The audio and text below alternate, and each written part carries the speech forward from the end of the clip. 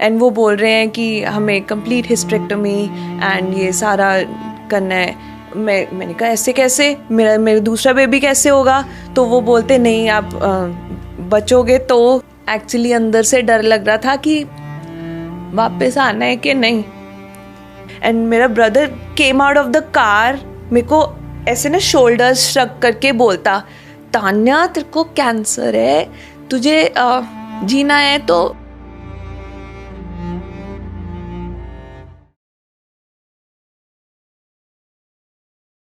ਸਤਿ ਸ਼੍ਰੀ ਅਕਾਲ ਜੀ, ਇੱਕ ਵਾਰੀ ਫਿਰ ਸਵਾਗਤ ਹੈ ਤੁਹਾਡਾ ਏਕੇ ਟਾਕ ਸ਼ੋ 'ਤੇ। ਤੁਸੀਂ ਯਕੀਨ ਮੰਨਿਓ, ਜਦੋਂ ਮੈਂ ਪੋਡਕਾਸਟਿੰਗ ਸ਼ੁਰੂ ਕੀਤੀ ਸੀ ਨਾ, ਤੇ ਮੈਂ ਸੋਚਿਆ ਨਹੀਂ ਸੀਗਾ ਕਿ ਇੰਨਾ ਕੁ ਜ਼ਬਰਦਸਤ ਰਿਸਪੌਂਸ ਆਏਗਾ। ਰਿਸਪੌਂਸ ਇੱਦਾਂ ਹੈ ਕਿ ਤਕਰੀਬਨ 12-15 ਪੋਡਕਾਸਟ ਮੈਂ ਕਰ ਚੁੱਕਾ, ਅਤੇ ਮੈਨੂੰ ਕੋਈ ਨਾ ਕੋਈ ਮਿਲਦਾ ਹੈ, ਉਹ ਕਹਿੰਦਾ ਕਿ ਤੁਹਾਡਾ ਨਾ ਭਾਜੀ ਆਹ ਵਾਲਾ ਪੋਡਕਾਸਟ ਸਭ ਤੋਂ ਘੈਂਟ ਹੈ। ਮੈਂ ਸੁਣ ਲੈਣਾ, ਮੈਂ ਕਹਿੰਦਾ ਚਲੋ ਅੱਛਾ, ਮੈਂ ਉਹਨੂੰ ਸੁਣਦਾ ਕਿ ਇਹਦੇ 'ਚ ਕੀ ਵਧੀਆ ਲੱਗਿਆ। ਫਿਰ ਅਗਲਾ ਬੰਦਾ ਮਿਲਦਾ, ਉਹ ਕਹਿੰਦਾ ਤੇਰਾ ਸਭ ਤੋਂ ਜ਼ਿਆਦਾ ਪੋਡਕਾਸਟ ਆਹ ਵਾਲਾ ਘੈਂਟ ਹੈ।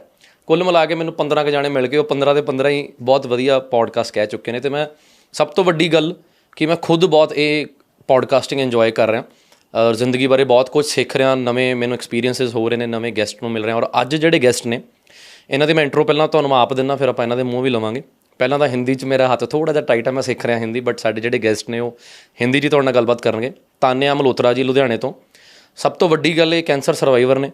ਅੱਜ ਮੈਂ ਪਹਿਲੀ ਵਾਰੀ ਇਹਨਾਂ ਨੂੰ ਮਿਲਿਆ ਔਰ ਇੱਕ ਸਕਸੈਸਫੁਲ ਬਿਜ਼ਨਸ ਵੂਮਨ ਨੇ। ਅਤੇ ਮੈਂ ਇਹਨਾਂ ਦੀ ਇੰਟਰਵਿਊ ਦੇਖੀ, ਇਹਨਾਂ ਬਾਰੇ ਸੁਣਿਆ, ਅਤੇ ਮੇਰਾ ਮਨ ਕੀਤਾ ਕਿ ਜ਼ਰੂਰ ऑडियंस ਲਈ ਆਪਾਂ पॉडकास्टिंग लेके आइए। तो वेलकम मैम, स्वागत है जी। थैंक यू मैं बिल्कुल ठीक हूँ। आप कैसे हो? नर्वस तो नहीं हो? थोड़ी। क्यों? I don't know. मैं भी बस पॉडकास्टिंग अभी सीख ही रहा हूँ, तो मैं भी अच्छा। थोड़ा सा बीच बीच में नर्वस हो जाता हूँ, बट हम कंफर्टेबल हो जाएंगे बीच में तक। ठीक है। तो आप अपनी इंट्रोडक्शन मैम देना चाहते हैं तो ज़रूर दे सकते हैं। मैं एक फ़ैशन डिज़ाइनर हूँ, फ़ैशन मेरा पैशन है और मुझे डांस करना बहुत पसंद है। आप मेरी रील्स देखते होगे, मैं ट्विन रील्स बनाती हूँ बिकॉज वो बहुत आई कैचिंग होती है और मैं एक बारी में 2 आउटफिट्स दिखा पाती हूँ जी। So that's the thing why I do twin वाली वीडियो। मैंने जब आपकी रील देखी ना फर्स्ट, तो इंस्टाग्राम आपका सर्च किया, तो आपकी रील में ट्विंस थे। हाँ। तो मैं इनको बोला कि ये 2 भैन ने, तो मैं आज भी आपसे पूछना था कि दूसरी वाली कहाँ है? हाँ। वो आप एक ही हो? हाँ, मैं एक ही हूँ। बहुत अच्छी रील्स बनाते हो मैम आप। Thank you so much. Fashion designer हो। थैंक कपड़े ठीक डाले मैंने आज? हाँ जी कपड़ों की कैसे पहचान होती है मैम? एक आम इंसान जो फैशन डिजाइन नहीं कर पाता, वो कपड़े आम रूटीन में कैसे डाले? वैसे तो बेसिक है जीन्स और शर्ट जो आपने पहना है, बट उसकी लेंथ एकदम सही होनी चाहिए। वो आपकी हाइट के अकॉर्डिंग कितनी रेशियो में अपर पार्ट आए एंड लोअर पार्ट आए, ये सब बस थोड़ा पता होना चाहिए।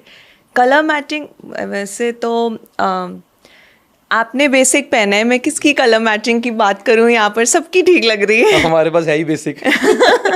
और खुश है मैम अपनी जिंदगी से? हाँ जी, मैं बहुत मैरिड है, एक आपका छोटा बेटा है। हाँ जी। और छोटा तो नहीं है। बराबर का हो गया, अब तो बड़ा ही हो गया। हाँ जी। तो मैंने बड़ी एक्साइटमेंट थी मैम आपसे पॉडकास्ट करने के लिए। हाँ, क्योंकि जब भी मैंने आपके बारे में रिसर्च किया तो बड़ी पॉजिटिव सी वाइब्स आई, और उससे भी ज़्यादा आज मिल के आई। हाँ, बड़ी ग्राउंडेड हो आप। Thank you. बड़ी वो वाइब्स ऐसी भरी हुई हैं कि बड़ी पॉजिटिव वाइब्स हैं। सब ऐसा ही बोलते हैं। क्यों? आई डोंट नो, सब कहते हैं बहुत पॉजिटिव वाइब्स आती है, बहुत ग्राउंडेड हो। मैं बचपन से यही सुनती, बचपन से नहीं, चलो कॉलेज टाइम से तो यही सुनती आई हूँ। And my mamma always says ये बरकरार रखना, लाइक यही तेरी यूएसपी है, इसको हमेशा कायम रखना, ग्राउंडेड रहना, थैंकफुल रहना। हाँ, परमात्मा का एक बहुत ब्लैक फेस रहा है मैम आपकी लाइफ का। आप कैंसर सर्वाइवर हो, उसके बारे में कुछ खुल के हमें बताओगे कि जो ऑडियंस है आज इस पॉडकास्ट से, खासकर लड़कियां जो आज खुद के पैरों में खड़ा होना चाहती हैं या होना चाहिए, लड़कियों के लिए इंडिपेंडेंस होना ज़रूरी क्यों है? ये बहुत डिमांडिंग पॉडकास्ट है मेरा कि आप इस टॉपिक पे करो कि लड़कियों को इंडिपेंडेंस होना चाहिए, उनको अपने पैरों पे खड़े होना चाहिए। तो आज हम खुल के बातें करेंगे पॉडकास्ट में, बिना फिल्टर के। तो आप भी कंफर्टेबल होके जो मन की बात है, जो असलियत है, वो आप शेयर कर सकते हैं। अगर आप मेरे से हैप्पी बातें करो तो मैं खुश होके बातें करूंगी। जब ये कैंसर की बात आती है ना, तो मैं थोड़ी नर्वस हो जाती हूँ। अरे नहीं, तभी मैं इस बारे में कम बात करती हूँ कि वो एक फेज है जो मेरी खुशी छीन के ले गया था जी। सो यू आस्क्ड मी, आप नर्वस क्यों? मैम कैंसर के बारे में बात करनी इसलिए ज़रूरी है क्योंकि बहुत लोग हैं, हम भी जो एनजीओ चलाते हैं ना, तो हम बहुत ये चीज़ें फेस करते हैं। हाँ। हमारे पास भी 90% पेशेंट का सोल्यूशन तब हो जाता है जब हम उसको काउंसलिंग दे देते हैं। अच्छा। क्योंकि हर चीज़ का इलाज दवाई नहीं है। हाँ, पैसे नहीं है। राइट। कुछ चीज़ें जो काउंसलिंग से, मोटिवेशन से आएंगी, तो वो ज़रूरी है। तो अगर आपकी इंट्रोडक्शन हम ना देते तो शायद किसी को पता भी ना लगता कि आपने खुद डिस्क्लोज किया था इस चीज़ को इंटरव्यू में, या मतलब आप छुपा के रखना चाहते थे? मैं तो छुपा कर ही रखती हूँ जी। बिकॉज अगर बताओ तो मम्मी कहते हैं नज़र लग जाती है। सो तुम ठीक चल रहे हो, ठीक ही चलो, भगवान कभी भी ना मेरे को दोबारा रिलैप्स करे या ऐसा कुछ करे, तो उनको भी खुश रखना है। बट हाँ, किसी और को बताकर अगर उनको मोटिवेशन मिलती है और उनको स्ट्रेंथ मिलती है कि अच्छा कैंसर के बाद भी इतनी बढ़िया लाइफ हो सकती है, टचवुड, तो उसके लिए मैं थोड़ा बता देती हूँ, पर नर्वस ज़रूर हो जाती हूँ। आप कंफर्टेबल हो जाओ। मेरी दिल से दुआ है आपके लिए कि आप क्या पूरी दुनिया में, मैं हमेशा सरबत का भला मांगता हूँ। हाँ जी। कि मेरी दिल से दुआ है कि आप हमेशा खुश रहो, क्योंकि जो अच्छे लोग हैं, जो अच्छी वाइब देते हैं, परमात्मा की नज़र उन पर बिल्कुल रहती है।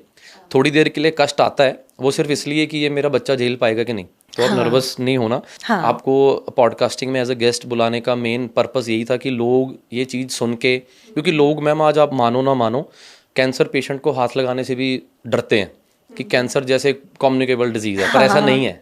नहीं, ऐसा नहीं है। तो मेरे लिए बहुत ज़रूरी है ये बातें आपसे करना, क्योंकि इससे बहुत लोगों को होप्स मिलेगी और लोगों का नज़रिया बदलेगा कि एक पेशेंट वैसा ही इंसान है जैसे हम सब हैं।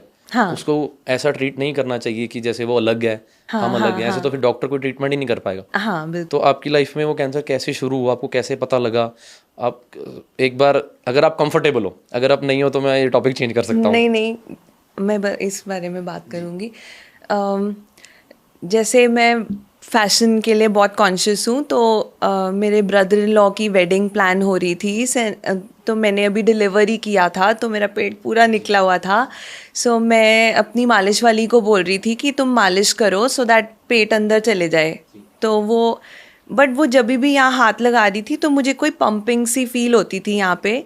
सो मैंने उसको बोला कि ये क्या है, तू चेक कर और इसको ना पेट अंदर कर मेरा, मैंने साड़ी पहननी है, मैं ऐसे मोटी बन के नहीं जाऊँगी शादी में जी। तो वो मालिश कर रही थी, तो वो डर गई, वो कहती इधर तो कुछ है। अच्छा, मैं बहुत ही ज़्यादा सिली एंड इमेच्योर कह लो जी। मेरे हस्बैंड ना बहुत सोच समझ के चलने वाले, वो अपने घर में बड़े बेटे हैं, मैं अपने घर में सबसे छोटी, तो एक थॉट डिफरेंस बहुत हो जाता है इस वे में। वो कहते मैं एक ही बेबी प्लान करूँगा एंड उसी के लिए पूरी दुनिया जहान के लिए, मतलब I just do what ever is in my ability उसके लिए। मुझे था वो तो अकेला बोर हो जाएगा, वो लड़ेगा किसके साथ, बहन तो चाहिए होती है। तो मैं अपने मन में सोच रही थी भगवान जी एक ही बार में 2 दे दो।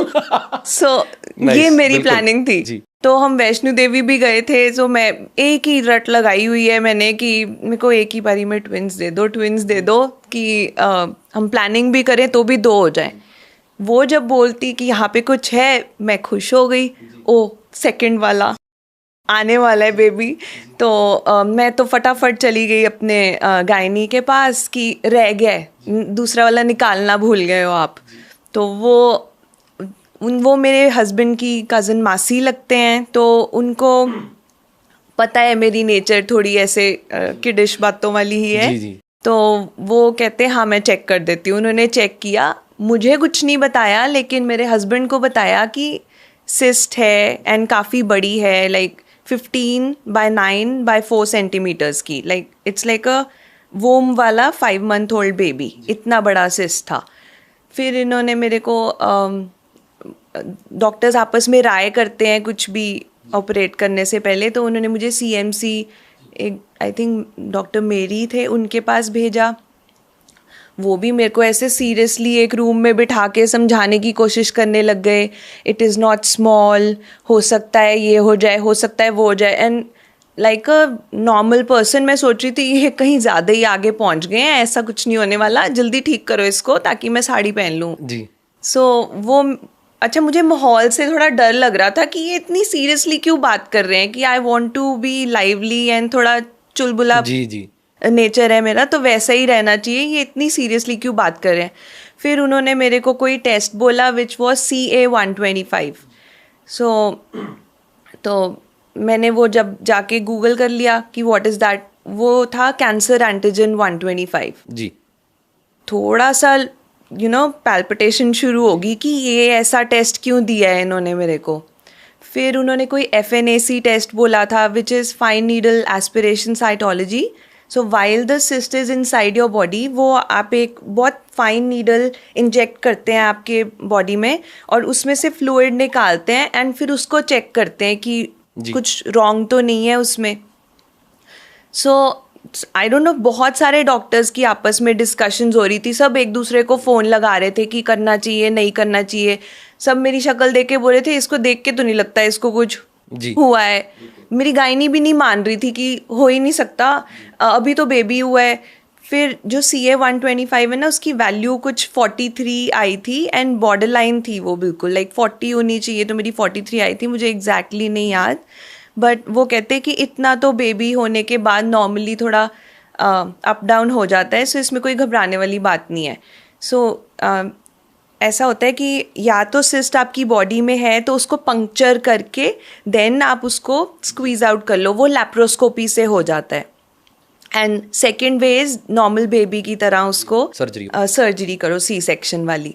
तो मैंने उनको बोला सी सेक्शन वाला कट तो आपने मेरे बेबी की टाइम लगा ही दिया है, तो और मत मेरे निशान डालो, आप उसी कट में से निकाल लो. तो वो कहते बच्चे तुम्हारे हिसाब से नहीं होगा, डॉक्टर्स जैसे कहेंगे वैसे होगा. मैंने कहा ये लैप्रोस्कोपी क्या होती है? तो वो बोलते ये यहाँ यहाँ यहाँ होल करेंगे. मैं कहा 3 और होल नहीं चाहिए मुझे, आप बस आप उसी कट से निकाल लो.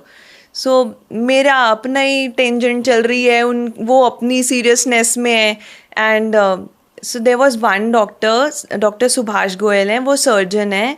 सिर्फ उन्होंने बोला कि जब कोई गड़बड़ चीज़ आपकी बॉडी के अंदर है तब उससे पंगे मत लो जी, उसको बाहर निकालो, फिर उसकी बायोप्सी कराओ, जो मर्जी करो, पर जब तक वो बॉडी के अंदर है उससे छेड़छाड़ मत करो. तो मेरे मम्मा ना उधर DPS में पढ़े हुए हैं दिल्ली में, एंड उन्होंने मेडिकल ली हुई थी. तो एम्स के सारे बड़े बड़े डॉक्टर्स एंड जो भी Delhi max and all these जो हॉस्पिटल्स हैं उनके डॉक्टर्स मम्मा के क्या बोलते हैं उसको, एलुमनाई ग्रुप में है. तो वो उनके DPS ग्रुप में है. तो मम्मा ने इमिजिएटली उसमें मेरी रिपोर्ट वगैरह डाल दी और मम्मा सबसे बात करते रहते थे कि क्या करना चाहिए नहीं करना चाहिए. तो दे ऑल सेड कि नहीं बाहर निकाल के कर लो. लेकिन यहाँ लुधियाना के डॉक्टर्स की अलग राय थी, except for doctor Subhash Goyal जो मैंने आपको बताया. बाकी के डॉक्टर्स कहते नहीं FNAC करेंगे तभी तो पता चलेगा कि लैप्रोस्कोपी करनी है कि सी सेक्शन सर्जरी. डॉक्टर्स की वॉर शुरू होगी. यस. एंड वो गुस्सा होके मेरे मम्मा को कहने लगे आप ही बन जाओ डॉक्टर, फिर अगर आपने नहीं FNAC करानी तो फिर ठीक है, बाकी भी आप ही देखो. अब मेरे मम्मा भी डर गए कि नहीं जैसे आपको ठीक लगे वैसे करो.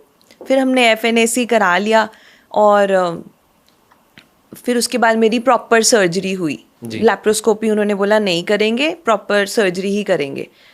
अच्छा, जो उन्होंने फ्लूइड भी निकाला, आई थिंक सिस्ट ऐसी थी तो कहीं पे ट्यूमर था, कहीं पे लिक्विड था, उसमें इतना कुछ नहीं आया. दिखा आपने पार्ट दिखा जो निकाला था उन्होंने? बाकी सबने देखा, बस मुझे नहीं दिखाया नहीं कि आपने देखना नहीं चाहते? मैं बेहोश थी, मुझे किसी ने दिखाया नहीं, किसी ने बताया नहीं. आपके भाई ने आपके भाई की बहुत ज़्यादा आपकी ज़िंदगी में रोल प्ले करता है वो आपका भाई, उसके बारे में हम बात करेंगे. पहले आप प्लीज़ कंटिन्यू करिए. आप करा दिया आपने भाई का सोच के चुप हो गए? नहीं, भाई बहुत प्यार करते हैं अपनी बहनों को, बस लड़ने में प्यार अपना करते हैं. मैंने जब आपके भाई के बारे में सुना ना, मैं आपका मूड सेट करता हूँ, आप उसमें मत चले जाना, मेकअप खराब हो जाएगा सारा. उसमें नहीं जाना, इमोशनल नहीं होना, क्योंकि आपका भाई था वो हमेशा आपके साथ छेड़खानी करता था ना, मजाक करता था हर टाइम. पर जब सारे सीरियस थे तो वो भी सीरियस हो गया, वो सिचुएशन ऐसी थी. हाँ. अच्छा, मेरे को चलो ये बताओ पहले कि जब आप इस सिचुएशन में थे तो आपकी एज कितनी थी? 24. और आपका बेबी कितनी देर का था? 21 डेज का जब वो हुआ था. तो आप ससुराल से मायका जाते हो, सो एक हवन हुआ था, उसके बाद मैं अपने मम्मा के घर गई थी. फिर वहाँ से मैं डॉक्टर रमा सोफत के भी गई, हांडा हॉस्पिटल पे भी गई. मुझे सबको दिखाना था कि ये क्या है, just take it out of my body, मेरे को नहीं रखना है इसको अंदर. तभी मैं बता रही हूँ ना, डॉक्टर सुभाष बेबी था आपका. हाँ, तो डॉक्टर सुभाष गोयल के भी तभी गए थे, एंड अमरिंदर सेखों डॉक्टर, उनके भी तभी गए थे. वो सब भी कह रहे थे कि बड़ी बॉर्डर लाइन रिपोर्ट्स हैं, इतनी कोई बड़ी बात नहीं है, सो हम नॉर्मल प्रोसीजर से ही चलेंगे. डॉक्टर्स का भी एक प्रॉपर प्रोटोकॉल होता है, हमने स्टेप 1 स्टेप 2 स्टेप 3 ऐसे ही चलना है, हम 1 के बाद सीधा 4 पे नहीं जाएंगे. इसमें चाहे मेरा बुरा हाल हो गया, जी. ठीक है, फिर जो वो FNAC कराया उसका भी बॉर्डर लाइन रिपोर्ट आया, but then they decided operate वगैरह कर दिया।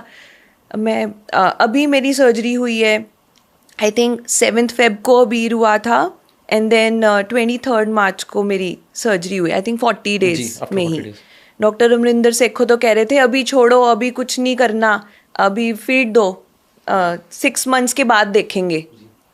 और देन अगेन कोई डॉक्टर सुभाष गोयल बोलते क्यों, जो गलत चीज़ है उसको उगने दें, बॉडी के अंदर निकाल के बाहर करो। सो ये डॉक्टर्स की अपनी वॉर चल रही थी। एंड देन जब मैं घर आ गई, अच्छा 1 वीक का प्रोसेस था बायोप्सी के लिए भेजना। जो भी उन्होंने निकाला मेरे फैमिली मेम्बर्स को दिखाया, मुझे कुछ नहीं पता उस बारे में, तो डॉक्टर को देखकर ही पता चल गया कि ये कैंसरस है, और उन्होंने उसको बायोप्सी के लिए भेज दिया। और मेरे फैमिली पीपल को सबको मेंटली प्रिपेयर कर दिया कि दिख कर तो मुझे ख़राब ही लग रहा है, बाकी बायोप्सी रिपोर्ट की वेट करते हैं। वो 1 वीक लगता है उस रिपोर्ट को आने पे। 2 जगह भेजा था, दिल्ली भेजा था एंड टाटा जी मुंबई भेजा था। तो 1 वीक बाद जब रिपोर्ट आई तो doctor came to our house only, घर पर आके उन्होंने बोला सुबह निकल जाओ, इसको ले जाओ। अब अगेन मुझे तो किसी ने नहीं बताया कि क्या चल रहा है। वो एक बार CA 125 पढ़ा था, दोबारा तो मैं उस तरफ ध्यान भी नहीं दे रही थी। प्लस मैं वो रोंडा बायन की बुक पढ़ी हुई है, द सीक्रेट, जैसा सोचो वैसा हो जाता है, like put all your energy in what you want, तो वही हो जाता है इवेंचुअली। शाहरुख खान ने भी कहा है, मैं उसकी फ़ैन हूँ। बिल्कुल, ठीक है। तो वो रिपोर्ट पढ़ के आई मीन मैं ना भगवान जी से अपने माइंड में वो मेडिटेट करने लग गई कि मेरी रिपोर्ट्स एकदम क्लियर आए, मेरी रिपोर्ट्स एकदम क्लियर आए। लाइक कॉन्टीन्यूसली मैं यही बात करी जा रही थी। वो डेली भी मेरे टेस्ट के लिए मेरे को लेकर जा रहे हैं, तो मैं अंदर ही अंदर खुश हो जा रही हूँ कि मैं ये मॉल जाऊंगी, मैं वो मॉल जाऊंगी, एम्पोरियो जाऊंगी, शॉपिंग करूंगी। कि वो करना है, अभी मेरी रिपोर्ट आई है और डॉक्टर ने बोला जाओ, वो आपको पता नहीं था? मुझे सब पता था मेरे सामने, बट मुझे ये नहीं पता था कैंसर है। ओके, ये नहीं पता था। हाँ, तभी शॉपिंग के ख्याल आ रहे थे सारे। मेरे को था डॉक्टर चलो सिर्फ हॉस्पिटल में थोड़ी बिठा देंगे मेरे को, वहाँ पे टेस्ट होएगा, उसके बाद मैं कहूँगी मुझे मॉल जाना है। मेरे तब आप अपने फिजिकली फिट थे मैम पूरे, जब आपको रिपोर्टिंग के लिए जाना था या जब आपका ऑपरेशन हुआ?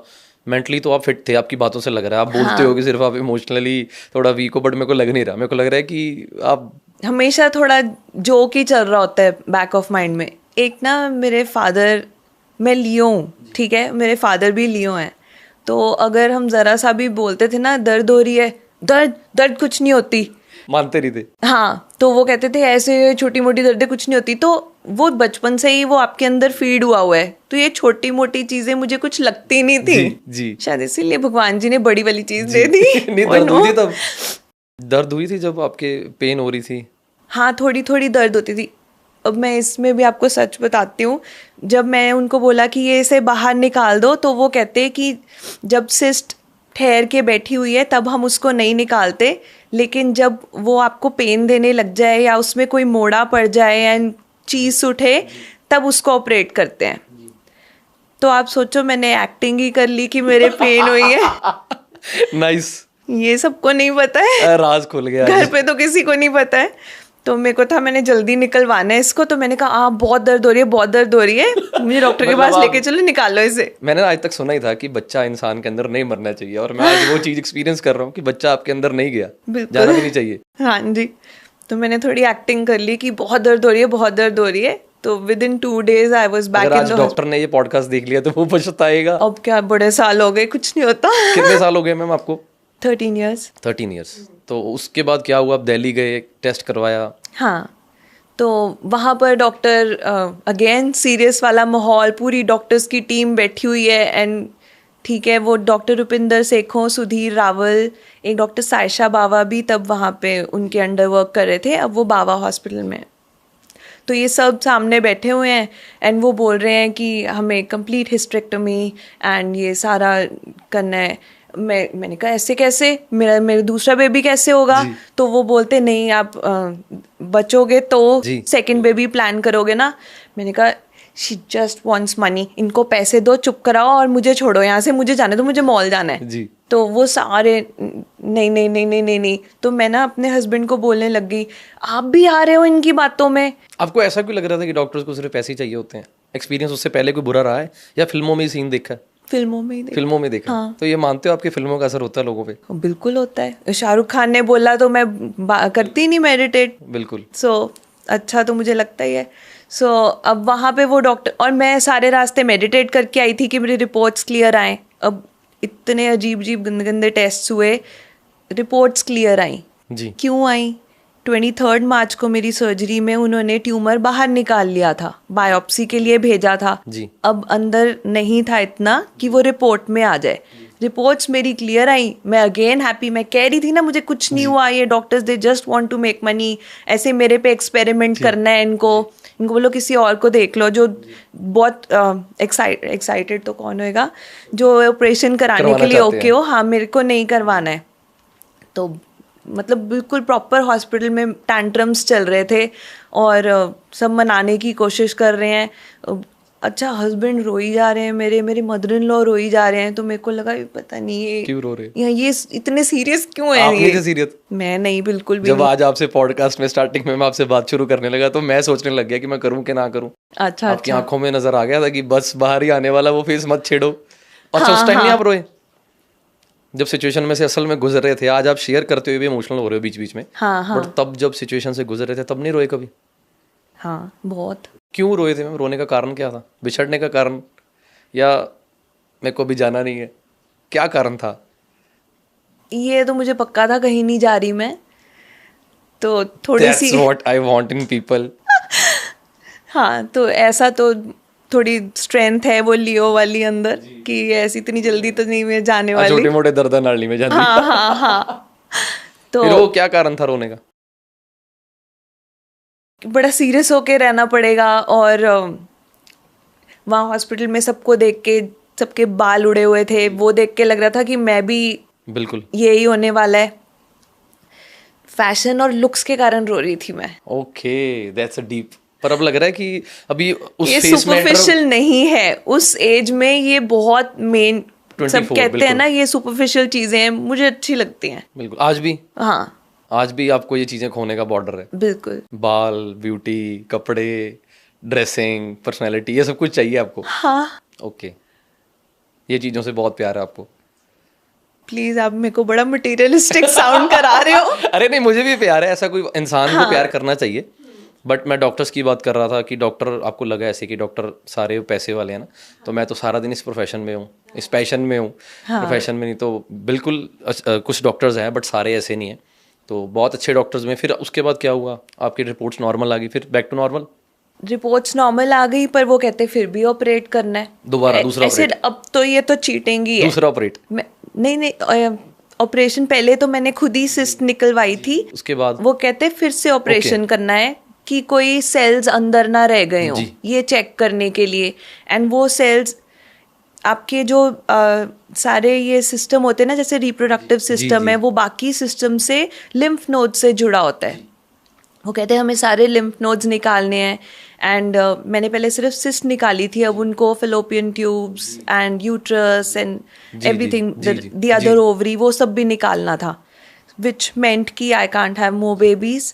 एंड तो वो कहते हैं अब हमें दोबारा ऑपरेट करना है। सो आई सेड ये तो बिल्कुल ही चीटिंग कर रहे हैं। ये नहीं होगा। हाँ, कि मेरा टेस्ट भी क्लियर आ गया, फिर भी ये कह रही हैं कि ऑपरेट करना है। मैंने कहा अभी भी नहीं आपकी आंखें खुल रही, आप प्लीज़ इसको थोड़े पैसे दे दो ताकि ये मेरे को जाने दे। हाँ, सो वो डॉक्टर ने अपना सर ऐसे लिटरली पकड़ लिया। मैं आई गिव अप, मैं इसको नहीं समझा सकती, आप इसको प्रिपेयर करके लाना, there is a line of patients waiting outside. बिल्कुल। जो मेरी इधर लुधियाना वाले डॉक्टर थे, उन्होंने हमारे लिए ये कन्वीनियंट कर दिया था कि हम जस्ट गए एंड डायरेक्ट एंट्री मिल गई थी। एक्चुअली वहाँ पे बहुत वेटिंग होती है, बहुत क्यूज होती है। सो वो मेरे से फेड अप हो गए, उन्होंने मुझे बाहर भेजा। उन्होंने बोला प्लीज़ इसको प्रिपेयर करके लेके आना नेक्स्ट।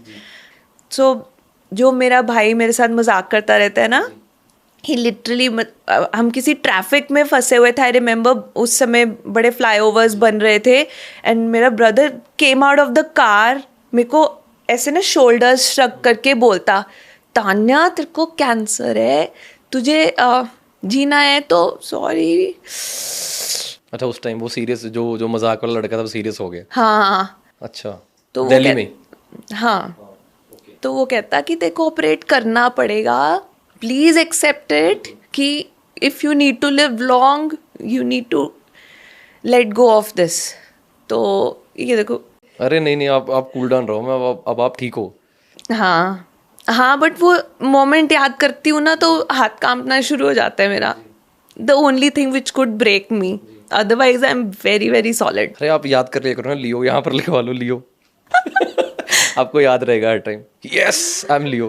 अगर लियो ऐसे होते फिर तो सबको लियो ही होना चाहिए. कि कुछ नहीं होता. असल में जो मेरी भी लाइफ में प्रॉब्लम आती है, ये सबसे बड़ा सोल्यूशन. आप पानी लीजिए प्लीज़. मैंने सुना था कि आप इमोशनल हो जाते हैं. मेरे को था नहीं, मैं इनको पहले ही बोल दिया था. मैंने कहा आप मैडम ने इमोशनल नहीं होने देते. अब आप ठीक हैं?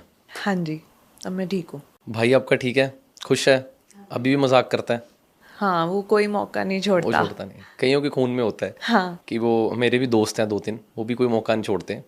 अगर किसी के मरने पे भी गए हैं, वहाँ पर भी उनका बस चले ना, तो बेचारे वहाँ पर भी बोल पड़े, पर कंट्रोल करते हैं, अंदर इकट्ठा करते हैं सारा, फिर बाहर आके गाड़ी में पाजी इदा पाजी उदा. वो नेचर में होता है उनकी. तो वैसा है. हाँ जी. चलो, बड़ा अच्छा लग रहा है मैं, मेरे को आपसे बात करके. आप अपना एक्सपीरियंस शेयर कर रहे हैं. अब उसके बाद क्या हुआ फिर? आपने ऑपरेट के लिए हाँ की? उसके बाद आई अग्रीड कि अच्छा अगर ये भी बोल रहा है तो सीरियस बात ही है. फिर अगेन थोड़े लियोज थोड़े लड़ाके भी होते हैं. अच्छा. तो फिर मैं लड़ी सबसे. मुझे पहले क्यों नहीं बताया? मैं पहले ही मेडिटेट कर लेती कि सब ठीक है, एंड मैं हॉस्पिटल से वॉकआउट कर रही हूँ. मैं अपनी थॉट में ये ले आती और यही मेडिटेट करती कि मैं without any surgery, without anything, I am just walking out of the hospital, कि मैं ये मेडिटेट कर लेती. जबकि मैंने गलत मेडिटेट किया कि मेरी रिपोर्ट्स क्लियर आए. बिल्कुल. मेरी मेडिटेशन सक्सेसफुल थी, मेरी रिपोर्ट्स क्लियर आई थी. बिल्कुल. ठीक है. पर उन्होंने, फिर मैं अपनी मम्मा से भी लड़ी, सबसे लड़ी, क्यों नहीं बताया पहले? मैंने हफ्ता भर गलत मेडिटेट कर लिया आप लोगों की वजह से. बिल्कुल. हाँ. अब कुछ हो नहीं सकता था. अब नेक्स्ट डे मॉर्निंग मेरे को सर्जरी करानी थी. हाँ, मैंने थोड़ा एक और टैंट्रम किया. क्या? मेरे बेटे को लेके आओ. अच्छा जी. वरना मैं जाऊंगी नहीं कराने लुधियाना ऑपरेशन. से? हाँ. तो एक्चुअली अंदर से डर लग रहा था कि वापस आना है कि नहीं. तो मेरे को था कि मैं उसको मिल के जाऊं. अरे मैम, हम आपकी मोटिवेशनल के लिए, हम लोगों को मोटिवेट करने के लिए पॉडकास्ट कर रहे हैं. आपने ऐसे घबराना नहीं है. You can cry but we will off the cameras. हम याद करके मैं भी आपके साथ रहूँगा कि आप ऐसी सिचुएशन में निकले हो और आप जीते हो. जो और लोग इस चीज़ से निकल रहे हैं, हमने उनको निकालना है इस चीज़ से. और मैं ये पॉडकास्ट के ज़रिए कहना चाहता हूँ कि मैम आज एक सक्सेसफुल बिजनेस वूमन. आपका ब्रांड है ना, अपना कपड़े बनाते हो आप, तो अगर इस पॉडकास्ट के बाद कोई लेने आएगा तो उसको डिस्काउंट मिलेगा?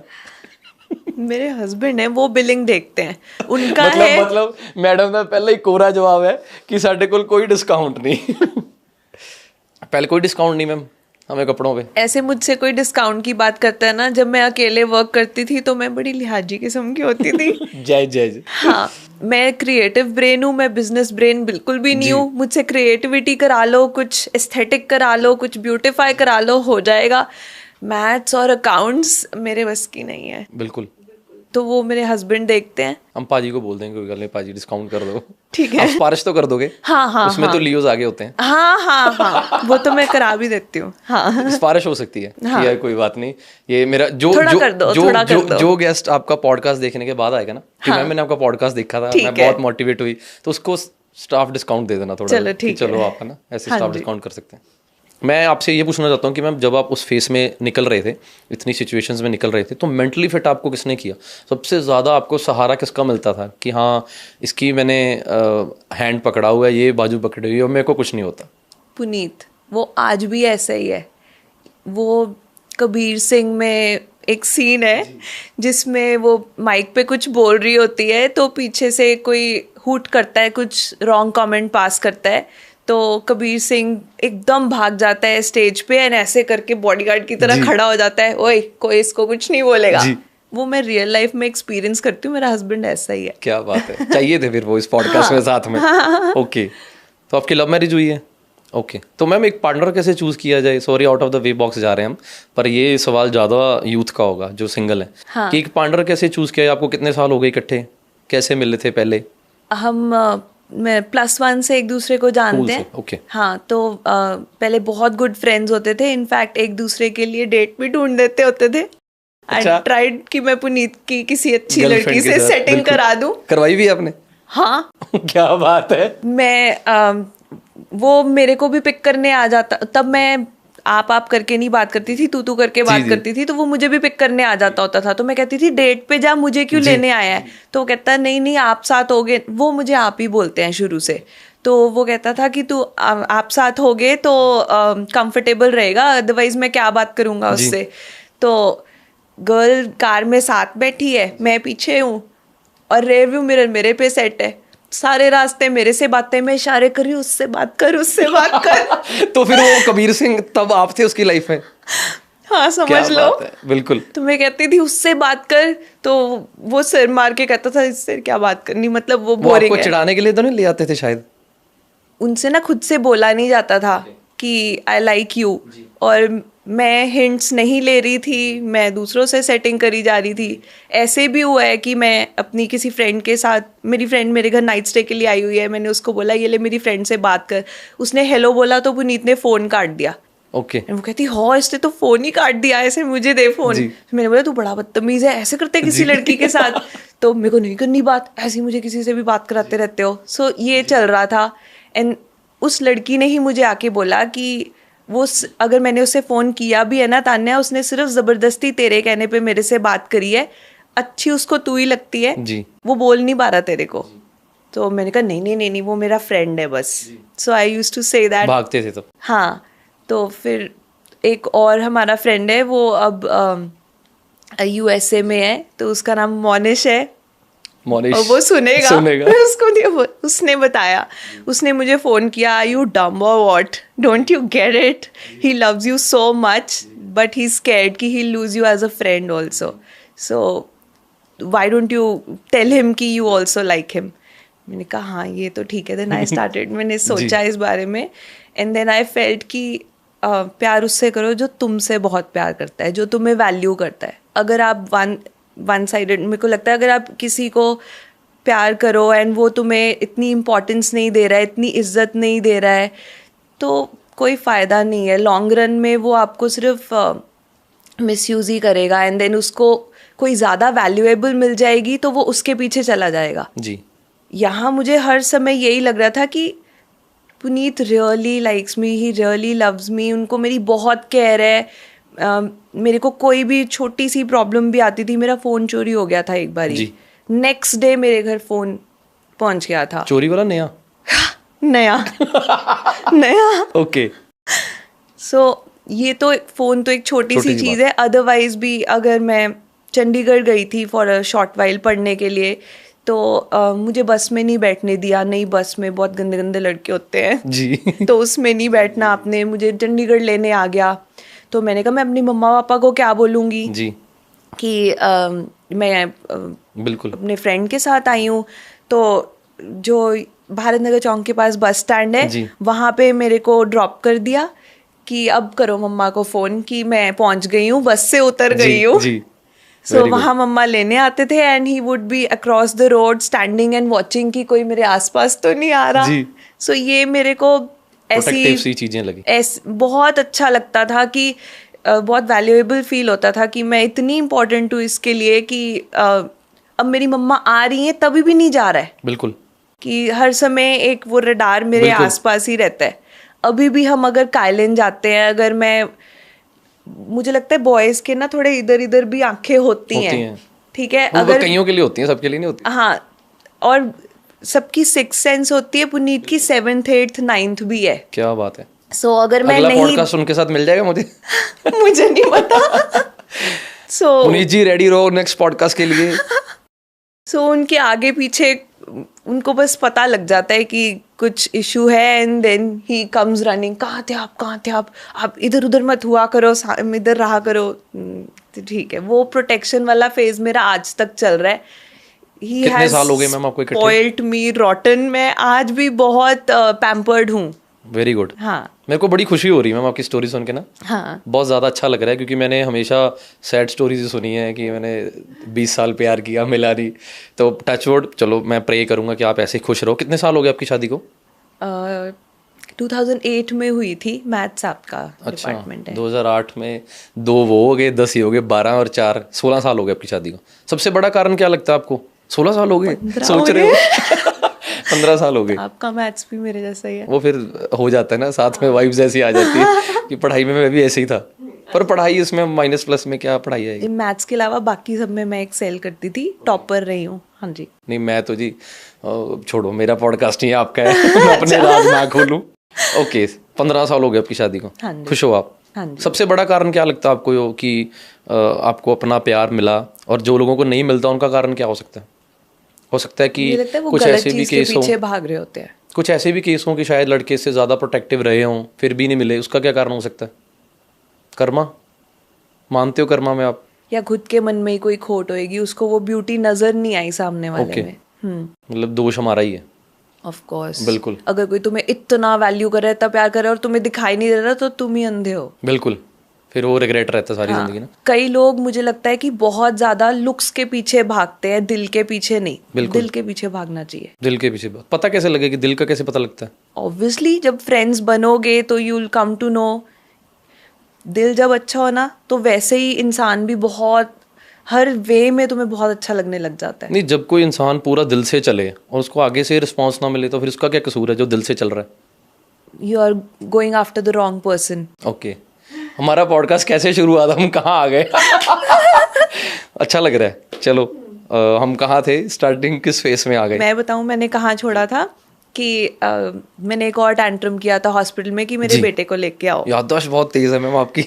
हाँ जी। सो वो लुधियाना से अबीर आया 40 डेज एंड मैंने उसको बहुत ज़ोर से हग किया, उसके साथ 1 घंटा बिताया वहाँ, वॉक करी, उसके कान में बोला मैं पक्का आऊँगी, मैं पक्का वापस आऊँगी, अबीर के? You wait for me. हाँ, तुम मेरे को पावर दे, so you make me feel strong, मैं तेरे लिए आऊँगी, मैं ज़रूर आऊँगी। सो और उसने मेरा हाथ भी ऐसे कस के फिंगर नहीं पकड़ जी, लेते बच्चे पकड़ लेते हैं छोटे, तो वो ऐसे था मेरे एंड मैं वॉक कर रही हूँ। आई थिंक उससे मुझे बहुत ज़्यादा पावर आई। उसको थोड़ी कुछ पता था, एक वही है जो नहीं रो रहा था उस समय। जी, सो बाकी सब उससे रो मेरे गए को जी। सो उससे मेरे को बहुत पावर आई और फिर मैंने वो, उसके बाद आप ऑपरेशन थिएटर में गए, वहां पर तो नहीं मजाक किया कोई डॉक्टर्स के साथ? उन्होंने मौका ही नहीं दिया। पता नहीं आपकी बैकबोन में कोई इंजेक्शन लगाते हैं, उसके बाद यू आर जस्ट। फिर आप ऑपरेशन हो गया, फिर उसके बाद मेरे को लगा नहीं कि अब कोई दिक्कत होएगी, कि ऑपरेशन हो गया, नाउ दे लेट अस गो। फिर उन्होंने हमें एक और डिपार्टमेंट में भेजा विच वाज ऑन्कोलॉजी, जिसमें वो कहते हैं कि करनी पड़ेगी कीमोथेरेपीज, क्योंकि मैं 24 इयर्स की थी। 24 इयर्स में आपके जो सेल मल्टीप्लिकेशन है वो बहुत रैपिड होती है जी। सो अगर वैसे तो वो हिस्टेक्टमी एंड लिम्फ नोड्स निकाल चुके थे, लेकिन उसके अलावा भी कोई सेल एक भी टुकड़ा ना बचे, सो वो कहते ये हमें करानी पड़ेगी जी chemotherapy, which was again like कि मेरे को नहीं करानी, ठीक तो मेरे पापा टेवा देखते हैं। अच्छा मैं उनको कह रही थी कि पापा आप देख के बताओ, मैं ठीक रहूंगी ना आगे जाके, मुझे नहीं करानी कीमोथेरेपी। तो पापा कहते बेटा यहाँ पे ये नहीं चलेगा, जैसे डॉक्टर कह रहे हैं वैसे करो। ये बहुत डीप बात बोली है मैम आपने, मैं इसको थोड़ा और एलेबोरेट करना चाहता हूँ कि एक टेवा देखते हैं अंकल, है ना, तो आप उनकी बेटी हो और उन्होंने इतनी बड़ी बात बोली और लोग इस चीज़ का फ़ायदा भी उठाते हैं। कुछ लोग हैं जो ऐसे बोलते हैं कि आपको ज़रूरत नहीं है डॉक्टर के पास जाने की, अगर आपकी रिपोर्ट में कैंसर आ गया है तो मैं बैठा हूँ, आप ऐसे करो, ये काम कर दो तो आपकी ठीक हो जाएगी। इसके बारे में प्लीज़ थोड़ा आप एलेबोरेट कीजिए। सो पापा ने बोला कि मेरे को टेवे में ये दिखाई दिया था कि सर्जरी होगी, सर्जरी तो तेरा बेबी होते ही हो गई, कि मेरा सी सेक्शन हुआ था, और जबकि डॉक्टर्स भी प्रिडिक्ट करते हैं कि शी इज़ वेरी एक्टिव तो नॉर्मल होएगी, बट उसका स्टैचर बड़ा था, उसका हेड बड़ा था या वट एवर, मैं पेटीट हूँ तो वो नहीं हो रहा था, तो सी सेक्शन करना पड़ा था। कहते तेरे टेवे में ये था कि सर्जरी होगी, ये नहीं आगे मैंने इतना देखा कि मैं कोई प्रोफेशनल नहीं हूँ, मैंने भी हल्का फुल्का सीखा हुआ है और मेरे को रीड करना आता है, तो मुझे ये पता चल गया था। बट कहते कि go as the doctor says, हम यहाँ पे कोई लाइफ डेथ का सवाल है, हम कोई रिस्क नहीं ले सकते। तो अगर उन्होंने बोला है कि करनी है ऑन्कोलॉजी में कीमोथेरेपी करनी है तो करनी है। तो उसमें मैंने डॉक्टर से पूछा कि मेरे बाल तो नहीं जाएंगे, तो वो कहता कि पैक्लीटैक्सिल एंड कार्बोप्लेटिन है मेडिसिन तो जाएंगे। तो उसमें भी मेरे को लगा था प्लीज़ भगवान जी कि मैं 1 in a million हूँ कि ये बोल रहा है फिर भी मेरे ना जाएं बाल। तो बहुत अपनी तरफ से पॉजिटिव रहने की कोशिश कर रही थी. सो अभी भी हमने कपल किटी ज्वाइन करी हुई थी एंड पहली किटी में मैं चली भी गई, लेकिन कोम नहीं कर पा रही थी. मैं कोम करती थी तो थोड़े बाल गिर रहे थे. इमिजिएटली नहीं जाते, 14-15 डेज़ के बाद गिरने शुरू हुए थे. और जब गिरने शुरू हुए तो मेरे को था कि मैं अपने बालों को ऐसे बांध लिया, बट आई कुड फील कि दे आर डेड. सो मैंने उनको एक रबर बैंड से होल्ड कर लिया एंड मैं चली गई. एंड डर लग रहा था कि कोई बाल खींचे तो उसके हाथ में ही ना आ जाए. इतना डर लग रहा था? हाँ, क्योंकि मुझे पता था ये डेड है, कि अब ये कभी भी गिर सकते हैं. सो जब भी आप सो के उठो तो आपका जो पिलो है दैट्स फुल ऑफ हेयर. आप दहल जाते हो वो देख के. 24 इयर्स की age, especially when you are at your peak of, I think आपके हार्मोन्स आर वेरी गुड, आपकी स्किन अच्छी होती है, सब कुछ उस समय आप अपने डिफरेंट ही हाई में होते हो. नई नई शादी हुई थी मेरी और 1 ईयर बाद बेबी. सो उस समय सहन नहीं हो रहा था. हॉस्पिटल में क्या एक्सपीरियंस हुआ मैम? और भी वहाँ पर पेशेंट्स देखे आपने? जितना नज़दीक उस टाइम भगवान को आप मान रहे थे अपने, उस टाइम नॉर्मल डेज में हम महसूस कर पाते हैं कभी? सॉरी, थोड़ा स्ट्रेट सवाल है. हाँ. क्योंकि जब हम हॉस्पिटल जाते हैं तब भगवान हमें जितना याद आता है उतना नहीं आता नॉर्मल डेज में. तो आप वो फेज से निकले, आपने बहुत कुछ देखा है.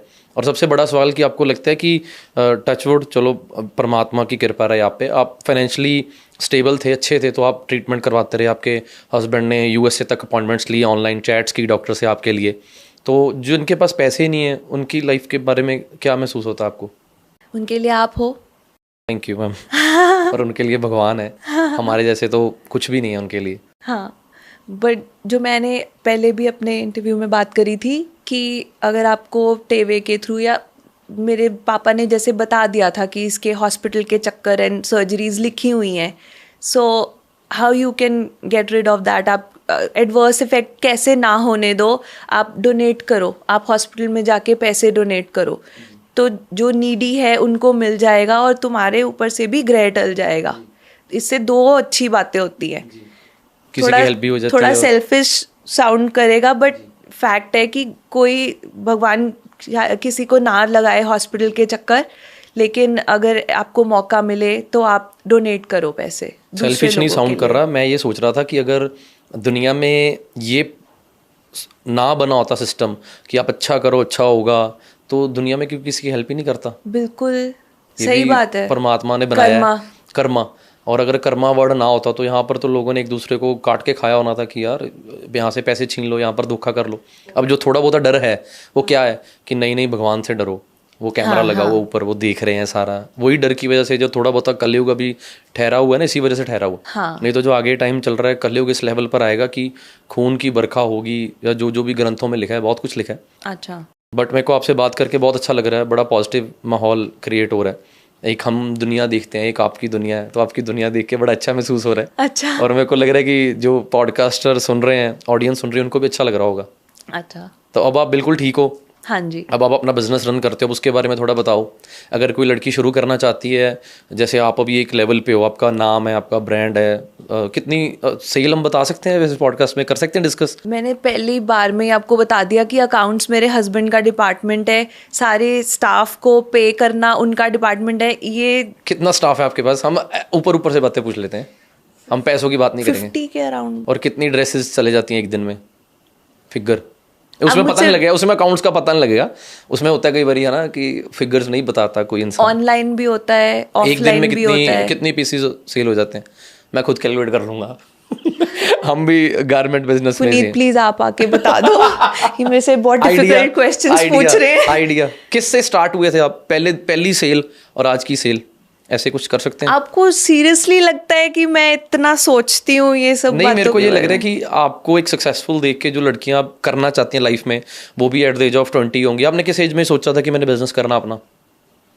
जब मैं छोटी होती थी तो मम्मा के पास एक स्विंग मशीन होती थी एंड मैं बाबी डॉल्स को बहुत कलेक्ट करती होती थी, तो उसके कपड़े मम्मा से भी बनवाती थी एंड खुद भी बनाने शुरू कर दिए थे। छोटे होते ही आपने सोच लिया था कि मैंने फैशन डिजाइनर बनना? जब हम वो स्लैम बुक्स नहीं भरते थे स्कूल में, तो उसमें कोई लिखा आता था ना, I am to be a designer, always fashion designer. ये भी पापा ने बताया था टेवा देख के? नहीं नहीं नहीं नहीं, ये नहीं, वो क्रिएटिव इंक्लिनेशन एंड ड्राइंग ये सब मैं पहले से ही बचपन से ही कर रही हूँ। हाँ जी, ओके, फिर आप डिजाइनर ही बने? हाँ, एंड दे ऑलवेज से कि फॉलो योर पैशन। अगर तुम अपने इंटरेस्ट से हटके कुछ करोगे तो कुछ देर तक मेहनत कर पाओगे, उसके बाद तुम बोर हो जाओगे। लेकिन अगर तुम अपना पैशन ही फॉलो करते रहोगे ना, फिर तुम कभी बोर नहीं होगे। फिर it is your life style, तुम्हें अच्छा लगता है कपड़े पहनना और बनाना, तो ये मेरी थ्रू आउट लाइफ चलता रहेगा। पर मैंने छोटे होते कभी नहीं सोचा था मैं पॉडकास्टिंग करूंगा, एनजीओ चलाऊंगा। अच्छा। मैंने तो ये सोचा मैं बिजनेसमैन बनूंगा बहुत बड़ा। अच्छा। हमारे फादर का बिजनेस है, तो हमारे जैसे लड़के जो नई पढ़ाई लिखाई करते हैं उनको यही होता है कि फैक्ट्री जाना अपनी। तो मैंने तो कभी सोचा नहीं था ये पॉडकास्टिंग पे आऊँगा और पॉडकास्टिंग करेंगे, लोग सुनेंगे। तो डेस्टिनी डिसाइड्स। कर्मा में यकीन करते हो मैम आप? बहुत ज़्यादा। और आपने मेरे से अभी पूछा था कि आप भगवान जी को सिर्फ मुसीबत के टाइम याद करते थे, तो एक मेरी बहुत अनोइंग हैबिट रही है बचपन से। कभी आपके साथ ऐसा होता था कि चैप्टर लर्न करके मम्मा को दे रहे हैं सुनने के लिए? नहीं, मेरे को चैप्टर भी नहीं लर्न हुआ और मेरी मम्मा भी वैसे ही थे। मेरी मम्मा ने मुझे कॉलेज लाइफ इसलिए दिखाई है क्योंकि पापा ने नहीं कभी देखी, चाचू ने नहीं देखी, तो जॉइंट फैमिली हमारी। अच्छा। तो मेरी मम्मा ने देखी है। कहते मैं अपने मुंडे को कॉलेज लाइफ दिखानी है, पढ़े ना पढ़े। अच्छा। तो just went to school just to see life. कपड़े दिखाने गया था, मुझे भी कपड़ों का बहुत शौक है। अच्छा। मैंने कॉलेज रोज जाना और रोज नए कपड़े डाल, रोज नई टी शर्ट नई शर्ट, तो बड़ा शौक। I was miss style on campus. क्या बात। मैं उसमें क्लोसिंग में तो नहीं हुआ था? Miss talented, I got 2। किस कॉलेज में पढ़े हो आप? मैं गवर्नमेंट कॉलेज में graduation and post grad in Khalsa college. Chandigarh गई थी और INIFD में and then government college of art sector 11 या 10 में था। तो बट 1 वीक बाद ही मैं जब वापस आई, उसके बाद पापा ने बोला अब नहीं जाना, बहुत पढ़ लिया। क्यों? बस लुधियाना से बाहर नहीं जाना। जी जी जी। फिर सिमिट्री रोड पर ही INIFD भी होता था, तो मैंने बोला अच्छा यहाँ चली जाऊँ। तो ही सेड हर वेले मुंडे कुड़ियाँ नीचे बैठ के वो 3rd फ्लोर पे होता था, नीचे वहाँ पे डेट्स चलती रहती हैं, उधर भी नहीं जाना। क्या उखाड़ लिया? मेरी भी लव मैरिज हुई है। सही है सही है सही है। फिर भी चलो एटलीस्ट देखो, मेरे को जो लगता है कि घर वालों को लव मैरिज से दिक्कत नहीं होती, उनको दिक्कत होती है कि उनकी बेटी और बेटा खुश रहें। हाँ। अब आप एक माँ बने हो, आपका भी बेटा है, कल को जब वो लव मैरिज की तरफ जाएगा आपको ये लगेगा कि ठीक है, मैंने फुल सपोर्ट है ना, बट आपको ये जरूर होगा कि अच्छी लड़की हो, है ना, खुश रहें एट लास्ट। हाँ। कई बार मेरे पास भी, आपका एक्सपीरियंस और है, मेरा और है, मेरे पास अभी कल एक केस आया था, तो वो 20 साल का लड़का था, 19 साल की लड़की थी, दोनों ने शादी कर ली, घर वालों से अगेंस्ट होकर दोनों ने, घर वालों ने निकाल दिया। चलो ये भी हमारी बहुत ज़्यादा बैकवर्ड थिंकिंग आजकल है ना, पर वो बच्चे अब दोनों ही नहीं कुछ करते, इंडिपेंडेंस नहीं है। जैसे हमने स्टार्टिंग की थी पॉडकास्ट की कि लड़कियों के लिए इंडिपेंडेंस होना क्यों ज़रूरी है। हाँ। तो वो दोनों काम नहीं करते थे। अब जो घर है, घर तो जैसे अब आप हॉस्पिटल गए, पैसे लगे, तो अगर उन दोनों के पास पैसे ही नहीं होंगे ट्रीटमेंट के लिए या घर चलाने के लिए, तो वहाँ पर प्यार क्या करेगा। हाँ। आप इसमें प्लीज़ मोटिवेट कीजिए लोगों को कि लड़के लड़कियाँ गलत तरफ ना ले जाए पॉडकास्ट। हाँ, तो मेरे हस्बैंड ने जब अपने घर पे बात करी थी कि मुझे इस लड़की से शादी करनी है, तो उनको भी, उनके दादाजी ताया जी, उनकी भी मीटिंग हुई थी। उन्होंने कहा था अच्छा क्या कमाते हो आप, उसको लेके आओगे तो सारे जिंदगी हमने ठेका लिया हुआ है कि अब हम एक नहीं, अब हम 2 बच्चे पालेंगे। वाह जी वाह, very good. So he my father in law told him and उनके फादर भी, लाइक दादाजी पुनीत के, कि पहले अपने पैरों पे खड़े हो जाओ, फिर अपनी चॉइस बताना कि किससे शादी करनी है। So he took a complete year to prove himself कि I can earn on my own, and अगर आप लोग हमारे को पैसे नहीं भी दोगे तो मैं खुद उसको लाइक अपने बीवी बच्चे को पाल सकता हूँ। कैसे कि पहले तो पापा मेरे फादर इन लॉ शॉल्स बनाते हैं, तो उन्होंने, पुनीत ने बोला कि मैं अपनी फैक्ट्री में खुद रन करूँगा। तो पापा ने उनको लाइक ही वांटेड कि मेरे अकॉर्डिंग चले, बट पुनीत ने भी ठानी हुई थी कि मैं इनको प्रूव करके दिखाऊंगा। पहले इन्होंने शॉप पे जाना शुरू किया, मोचपुरा बाज़ार में शॉल्स की हमारी शॉप है, रामनाथ मल्होत्रा एंड सन्स। तो पहले इन्होंने ट्रेनिंग के लिए वहाँ पे जाना शुरू कर दिया। तो वहाँ पे भी अगर अच्छी सेल करते होते थे तो फिर बहुत शाबाशी मिलती थी। सो एंड एक ना शुरू से ही खुद में उनमें था कि अगर कोई पर्सन प्राइस पूछ रहा है तो जैसे बड़ों ने बोला कि तुम हमसे पूछ के प्राइस आगे बता सकते हो, बट ही वॉज लाइक कि मैं आपसे क्यों पूछूं, मुझे पता होना चाहिए हमने कितने में परचेज की है तो मैं इतने में सेल कर सकता हूँ, ये मेरा डिसीजन होगा डिपेंडिंग कि मैं कैसे करूँ। तो वो भी लिए हुए हैं। Very good. सो उन ऐसे ही होते हैं लड़के, ऐसे ही होते हैं। तो वो कहते हैं मैं पूछने वाला काम नहीं करूंगा, मेरे को बताओ। हाँ मेरे को कि बताओ घर पे क्या रेट पड़ता है, हाँ, कि मैं एक मार्जिन पे दे सकूं। हाँ, आपने कमा के देने 20 रुपए, हाँ, मैं 5 रुपए ही दे दूंगा। ऐसे ही उल्टा। अच्छा, वो कह रहे थे नहीं 20 पे देना है, 5 पे नहीं देना। नहीं, वो कहते हैं मैं खुद डिसाइड करूंगा कि अगर लगेगा कि डील ज्यादा में भी हो सकती है तो मैं अकॉर्डिंगली वैसे कर दूंगा। तो जैसा कस्टमर वैसा रेट। क्योंकि हाँ मोचपुरा बाजार में वो होती है होलसेल वाली परचेजिंग होती है और कंपटीशन बहुत होता है, तो वहाँ पे आप रेट टैग्स नहीं लगा के रख सकते। It is not very. हमारा सेम बिजनेस है, मैं सब रिलेट कर रहा हूँ। अच्छा, same. So he had to prove himself and वो कहते हैं कि मेरे को बड़ा अच्छा लग रहा, सॉरी मैं इंटरप्ट करूँ, कि उन्होंने काम भी इसीलिए किया कि आपसे शादी करनी थी। वाह। सो वो पहले शॉप पे भी ट्रेनिंग ली, फिर उसके बाद अगर फैक्ट्री में काम करना था तो वो भी सैंपल्स खुद बनाकर, चालू काम करने में बिल्कुल बिलीव नहीं करते। वाह जी वाह। अगर ब्लैंकेट भी है तो उसमें भी मैचिंग थ्रेड लगवाना, उसमें भी स्मॉल माइन्यूट डिटेल्स होती हैं जो ढेर सारा माल बनाने वाले नहीं सोचते। चिट्टा धागा लगा दो, कहेंगे आप मेरे ट्रेड सीक्रेट्स बताई जाओ सारों को। मैं देख रहा हूँ कि ओवरलॉक होती है, लोग नीचे जो धागा है वो सस्ता लगा देते हैं, लॉट का धागा लगा देते हैं, मैचिंग का धागा महंगा पड़ता है, पर फर्क सिर्फ 10-20 पैसे का फर्क पड़ता है। तो उसमें भी मेरे को पॉडकास्ट की सलाह दे दी आपने, मैं करूंगा इसके ऊपर अपनी फैक्ट्री जाके। अच्छा। मैं भी यही सारा दिन यही कुछ करते थे हम भी। मैं भी जब कॉलेज से गया था तो दर्जियों के पास चले जाना कि ये ठोका टेढ़ा है, ये तुम धागा क्यों लगा रहे हो, फिर पापा ने बोला कि नहीं ओवरलॉक पे भी धागा सेम लगाओ, फोल्डिंग पे भी सेम लगाओ। हाँ। सो ये सब किया एंड देन अपनी वेबसाइट बना दी। वेबसाइट की वजह से max hyper market and all, जो बाहर भी बैंगलोर वगैरह में भी एक स्पार मार्केट होती थी, वहाँ से भी लोगों ने अप्रोच करना शुरू कर दिया। अच्छा, इधर देसी बिजनेस टेक्निक्स चल रहे थे कि इतनी डिटेल मुझे नहीं मालूम कि टैक्स, बस जो पुराने ग्राहक लगे हुए उसको ही माल बेचते थे। आप नए, आपके हस्बैंड ने नए कस्टमर जोड़िए और ऑनलाइन किया। उनका पूरा कॉन्ट्रैक्ट होता है कि 30 डेज के बाद ऐसे पेमेंट आएगी। मुझे टर्म्स भी नहीं मालूम, बट वो सब पुनीत ने इंट्रोड्यूस करी रामनाथ मल्होत्रा एंड सन्स में। वाह जी वाह। वो स्टोरी ने सुनी थी कि एक रांझे ने 14 साल मज्जियां चराई थी शादी के लिए। अच्छा। तो वो ये ऐसे ही रिलेट हो रहा है। अच्छा, क्या बात है, वेरी गुड। वो उन्होंने कितने साल लगे फिर उनको प्रूफ करने में? Within 1-2 years। उसके बाद आपने शादी कर? हाँ। You married at the age of 23? हाँ। ओके, तो वो भी 23 के हैं? हाँ, वो भी 23। तो क्या बात है यार, अगर हर लड़का ऐसे करने लग जाए तो मनचाहा प्यार मिल ही जाए सब। हाँ। आपकी कोई स्ट्रगल थी कि आपने बस शादी की है? मेरी स्ट्रगल ये थी कि मेरे को रिश्ते टालने थे। ओके, ये सबसे ज्यादा स्ट्रगल है। ये सबसे ज्यादा स्ट्रगल थी कि क्या बोल के टालूं। बिल्कुल। फैमिली और अगर उससे ज्यादा बड़े घर में रिश्ता आ गया तो उसको टालना और मुश्किल है। घर वाला कहना अच्छा लड़का है, अच्छा कारोबार है। बुआ भी, मेरी बुआ से मेरी बहुत बनती है। मेरी सीरियल्स वाली बुआज नहीं है, मेरी बुआज बहुत अच्छी हैं, बहुत प्यार वाली हैं। वो भी बड़े बड़े घरों का जैसे लेकर आती थी। तो अब क्या बोल के टाला जाए, मुझे और पढ़ना है, मैं और पढ़ाई कर लूंगी। वाह जी वाह। सो ये बोल के टाल रही थी। क्या बात। पढ़ाई करी, फिर मैंने फैशन डिजाइनिंग एक्स्ट्रा कर ली, सिर्फ इसीलिए कि मुझे शादी करनी है, उसी से करनी। क्या बात है। मेरे को तो बड़ा अच्छा लग रहा है, ऐसे लग रहा है जैसे फिल्म चल रही है पूरी, और मैं क्या क्या पूछता जाऊँ।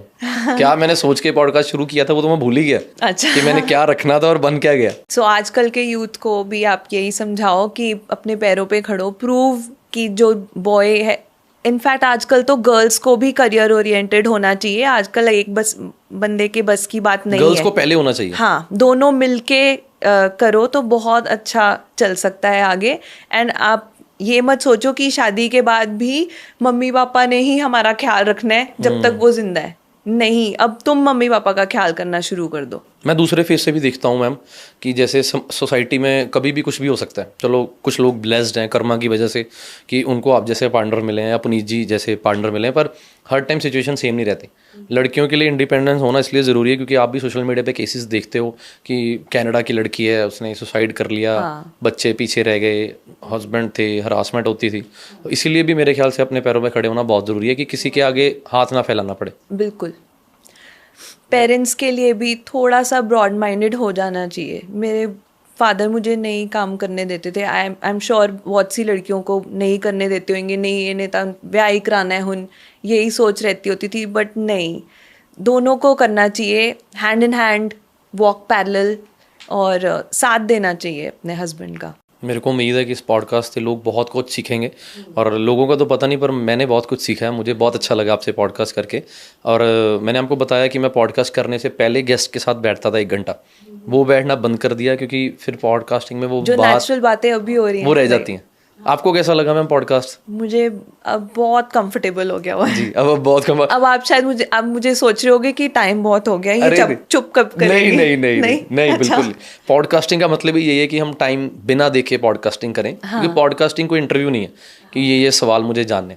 मुझे ये है कि आपके यहाँ पर आने से, पॉडकास्टिंग करने से अगर एक भी लड़की लड़का अपनी ज़िंदगी में चेंज ले आए तो वो बहुत बड़ी अचीवमेंट है हमारे लिए। तो मेरे को तो बहुत अच्छा लगा आपके साथ पॉडकास्ट करके। कुछ रह गया वो आप डिस्कस करना चाहते हो तो हम कर सकते हैं। नहीं थैंक यू। आपको अच्छा लग रहा है? हाँ, मुझे अगर आप कोई बात डिस्कस करना चाहते हैं लोगों के लिए, एज अ बिजनेस वुमेन आप कोई आइडिया देना चाहते हो लोगों के लिए? अपने पैशन को फॉलो करो, और काम करना ज़रूरी है। Don't take it as a responsibility. ये नशा है, मज़ा आता है करके। कंपटीशन कितना हो चुका है मैम आज के टाइम में? होगा। हमारा नहीं है। हमारा नहीं है। तान्या मल्होत्रा की ड्रेस डालनी है तो हमने उसी की डालनी है, हमने किसी और की नहीं डाल ली। मैं कहती हूँ जिसने करना है फैशन डिज़ाइनिंग करो, कपड़े बनाओ, रोटी कपड़ा मकान कहते हैं, this is like the basic necessities of life.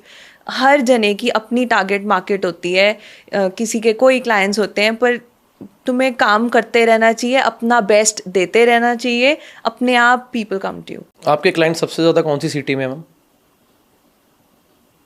Ludhiana में भी है, दिल्ली में भी है, मुंबई में भी है। जहाँ पर सबसे ज़्यादा है, जो ऑनलाइन भी आपसे मंगवाते होंगे, फिर वो मेजरमेंट कैसे देने आते हैं? हम ऑनलाइन लेते हैं, वीडियो कॉल पर।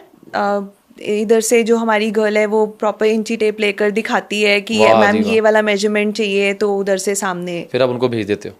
हम उनको क्या हमें चाहिए रेडी करके ड्रेस भेज देते हैं। ड्रेस रेडी करके भेज देते हैं। अगर कोई 19 अगर कोई फिटिंग प्रॉब्लम आ भी जाती है तो वो हमें वीडियो कॉल पर दिखाते हैं, यहाँ से थोड़ा सा टाइट कर दो, यहाँ से थोड़ा सा लूज कर दो, वो हम करके दोबारा फिर वो वापस आता था कपड़ा।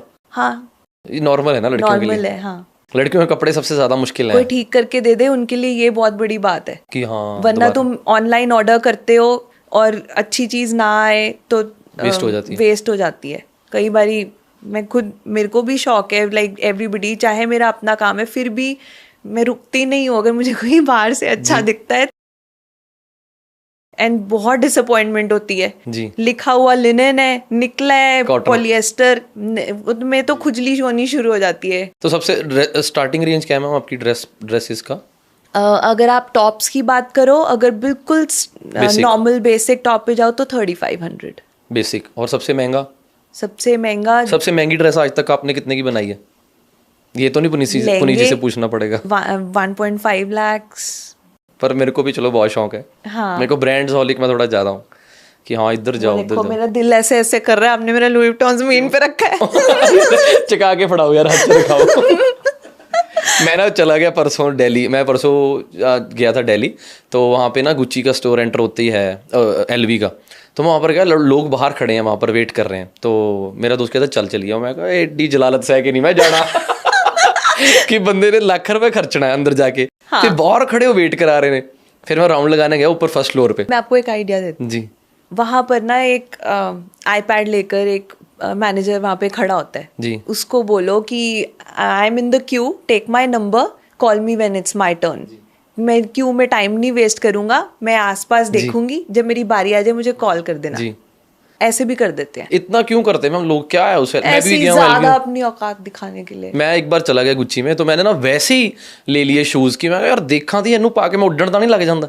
वो लिए डाले गंदे हो गए तो मेरे को होल पे यार ਇਹਨੂੰ प्लीज़ कोई थल्ले तलियां रखो अपनी, मैं उत्ते तुरना है, गंदे नहीं होने चाहिए। तो उसमें क्या इतना लोग ब्रांड हॉलिक क्यों है?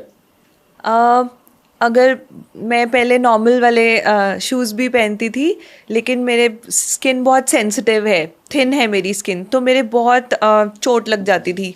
मेरा अपना नेल ही मेरे पैर के पीछे ऐसे लग जाए तो यहाँ ब्लीडिंग शुरू हो जाती है जी। तो यहाँ यहाँ कुछ ना कुछ जी दिक्कत रहती थी। पर नाउ मैंने धीरे धीरे एक एक करके अपनी पूरी शू वार्डरोब ब्रांडेड कर दी, ब्रांडेड सॉरी लेवल अप कर दी है। चुभते नहीं है? अब नहीं चुभते।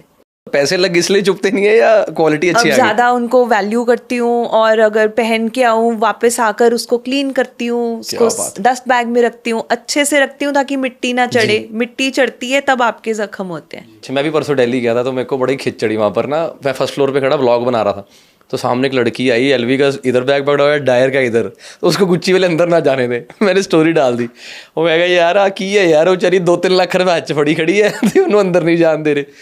मेरे हस्बैंड को बिल्कुल शौक नहीं है, मैं उनको बहुत बोलती हूँ। जैसे अभी 23 जुलाई को उनका बर्थडे आ रहा है, और मैंने उनको बोला मैं आपको एप्पल वॉच दूँ, मैंने कोई वैलेंटिनो का वॉलेट देखा हुआ है उनके लिए। कहते ऐसी चीज़ दो जिसे मैं इस्तेमाल करूँ, सिर्फ उसको सजा के अलमारी में ना रखो। इतने पैसे सोच के इंसान यूज ही नहीं कर पाएगा। हाँ, वो उनको खुद पे विश्वास है कि मेरे से खराब हो जाएगा, इसीलिए नहीं लेना। नहीं। तो मेरे को बड़ा अच्छा लगा मैम आपसे पॉडकास्ट करके, और उम्मीद है आपको भी अच्छा लगा। फिर हम दोबारा मिलेंगे किसी ना किसी टॉपिक पे। ऑडियंस ਨੂੰ ਭਾਈ ਮੈਂ ਬਿਨਾ ਪੁੱਛੇ ਤੁਹਾਨੂੰ ਦੱਸ ਦਿੰਦਾ ਕਿ ਤੁਹਾਡੇ ਸਵਾਲ ਜਵਾਬ ਬਹੁਤ ਹੋਣੇ ਨੇ। ਕੋਈ ਵੀ ਸਵਾਲ ਜਵਾਬ ਤੁਹਾਡੇ ਮਨ 'ਚ ਹੈਗਾ, ਤੁਸੀਂ ਤਾਨਿਆ ਜੀ ਤੋਂ ਪੁੱਛਣਾ ਚਾਹੁੰਦੇ ਹੋ, ਮੈਂ ਜ਼ਰੂਰ ਅਗਲੀ ਵਾਰੀ ਫਿਰ ਬੁਲਾ ਕੇ ਇਹਨਾਂ ਨੂੰ ਲਿਸਟ ਰੱਖ ਦੇਣੀ ਮੋਰੇ कि क्या करो जी जवाब तैयार। तो मेरे को बड़ा अच्छा लगा मैम आपके साथ पॉडकास्ट करके, और मैं दिल से प्रे करता हूँ कि आप हमेशा खुश रहो, आपके बच्चे, आपकी फैमिली, आपकी सारी जो सराउंडिंग्स हैं वो सब कुछ ठीक रहे जैसे आप चाहते हो। I pray. Thank you so much. You are welcome. Can I add something? हाँ जी हाँ जी हाँ जी हाँ जी हाँ जी। कि हमें हॉस्पिटल्स में बहुत सारे नीडी लोग होते हैं जिनके पास इतने पैसे नहीं होते इलाज कराने के लिए, फिर आप उनको हेल्प करते हो, तो ये मुझे आपकी बात बहुत अच्छी लगती है। एंड रिसेंटली मेरे हस्बैंड एंड हमारे फ्रेंड हैं अनमोल, उन्होंने भी यहाँ पे आपके पास आके पैसे डोनेट किए थे for the same reason. And I wish all the people कि अगर आपके पास, आपको लगता है कि इनफ मनी है, तो आप लोगों को ज़रूर, नीडी लोगों को ज़रूर डोनेट करो। Thank you so much ma'am. और मैं चाहता हूँ कि आप भी एक बार ज़रूर उस लोकेशन पे हमारे आएँ। ओके। आपको अच्छा लगेगा वहाँ पे सिस्टम देख के कि वहाँ पर रोज़ हज़ारों लोग हेल्प लेने के लिए आते हैं और उनको हेल्प की ज़रूरत है। हज़ारों नहीं, 100-150 पेशेंट्स रोज़ आते हैं। तो वो कैसे प्रोसेस होता है, कैसे ये टीम काम करती है, आप और ज़्यादा कंफर्टेबली इसके साथ जुड़ पाओगे। अच्छा, मैं ये बता रही थी कि पीछे ना अभी लीज़ा रे का एक इवेंट हुआ था। लीज़ा रे भी एक कैंसर सर्वाइवर रही हैं, एंड मेरे से 2 महीने आगे चल रही थी वो जी। तो मैं उनको देखती थी, जब उनके घुंघराले बाल आ गए तो उस समय मैं बिल्कुल बॉल्ड थी, तो देख देख के उनसे इंस्पिरेशन लेती थी कि अच्छा ये भी तो इतनी जच रही है, अच्छी लग रही है। तो जब मेरे पूरे बाल भी गिर गए थे, मैं तभी भी फैशन कॉन्शियस थी, और मैं बंडाना डाल के जाती थी हॉस्पिटल, एंड स्मार्ट कपड़े डाल के जाती थी। जब तुम अच्छे पहनते हो ना कपड़े, तो तुम फील गुड करते हो, कॉन्फिडेंस अच्छा आता है। अदर देन दैट तुम अंदर से पॉजिटिव फील करते हो। एंड वहाँ पे जब मैं जाती थी तो मेरी डॉक्टर मुझे बोलती थी, 1 minute, I want each and every patient to look at her and see कि कितनी स्मार्टली वो ड्रेसअप होके आई है। Very good. और वो कितनी पॉजिटिव वाइब्स देती है। आप बन के रहो, अच्छे बन के रहो, तो दुनिया भी आपसे बहुत इंस्पायर होती है। और उस समय भी मेरे को याद है, अगर हम दिल्ली की मार्केट्स में, मैं रजौरी गार्डन में घूम रही थी, कहीं पे बंडाना डाला हुआ था और अंदर मेरे चल रहा था, आईब्रोज भी नहीं रहते, लैशेस भी नहीं रहते उस समय, तो थोड़ा खुद ड्रॉ कर लिया, इस तरह से मैंने बंडाना डाला हुआ था। और उस समय वैसे तो अगर लड़के छेड़े तो बिल्कुल अच्छा नहीं लगता, बहुत गंदी बात होती है ये, लेकिन उस समय मुझे ना किसी ने बोला अलिफ लैला, अलिफ लैला तो अच्छा और लगा। मैं इतनी खुश हुई थी कि मैं ऐसी भी अच्छी लग रही हूँ। अरे नहीं, इंसान हर सूरत में अच्छा लगता है जो भगवान को ठीक लगती है। सो थोड़ा सा अपने आप को अच्छे से रखना चाहिए सो दैट आगे से भी पॉजिटिव वाइब्स दो। ये बात आपकी सच में बहुत अच्छी लगी, बड़ी ज़्यादा मोटिवेटिंग सी लगी कि आपने अपने आप को उस सिचुएशन 'ਚ ਵੀ ਇਹਨਾਂ ਨੇ ਤੁਸੀਂ ਦੇਖੋ ਆਪਣੇ ਆਪ ਨੂੰ ਕੈਰੀ ਉੱਦਾਂ ਕੀਤਾ ਕਿ ਕੁਝ ਵੀ ਨਹੀਂ ਹੋਇਆ, ਨੋਰਮਲ ਹੈ। ਔਰ ਇਹ ਚੀਜ਼ਾਂ ਵਾਕਈ ਤੁਹਾਨੂੰ ਆਪਣੀ ਜ਼ਿੰਦਗੀ 'ਚ ਸੋਚਣੀਆਂ ਪੈਣੀਆਂ। ਤੁਹਾਨੂੰ ਜ਼ਿੰਦਗੀ 'ਚ ਅਗਰ ਕੋਈ ਟੁੱਟਣੋਂ ਗਿਰਨੋਂ ਬਚਾ ਸਕਦਾ ਉਹ ਸਿਰਫ ਤੁਸੀਂ ਆਪ ਹੋ। ਸੈਲਫ ਮੋਟੀਵੇਸ਼ਨ ਝਾਕੋ, ਕੋਈ ਚੱਕਰ ਨਹੀਂ, ਥੋੜ੍ਹੀ ਦੇਰ ਦੀ ਗੱਲ ਹੈ। ਇਹਨਾਂ ਦਾ ਵੀ ਇੱਕ ਫੇਸ ਇਹਨਾਂ ਨੇ ਸ਼ੇਅਰ ਕੀਤਾ, ਉਸ ਤੋਂ ਪਹਿਲਾਂ ਬਹੁਤ ਸੋਹਣੀ ਜ਼ਿੰਦਗੀ ਸੀ, ਹੁਣ ਆ ਵੀ ਬਹੁਤ ਜ਼ਿੰਦਗੀ ਸੋਹਣੀ। ਇੱਕ ਜਿਹੜੀ ਉਹ ਚੀਜ਼ 'ਚੋਂ ਨਿਕਲਣਾ ਬਹੁਤ ਜ਼ਰੂਰੀ ਹੈ। ਕਰਮ ਹੁੰਦੇ ਨੇ, ਕੱਟਣੇ ਹੀ ਪੈਣੇ, ਹੱਸ ਕੇ ਕੱਟ ਲਓ, ਰੋ ਕੇ ਕੱਟ ਲਓ, ਕਿ ਨਹੀਂ। Thank you.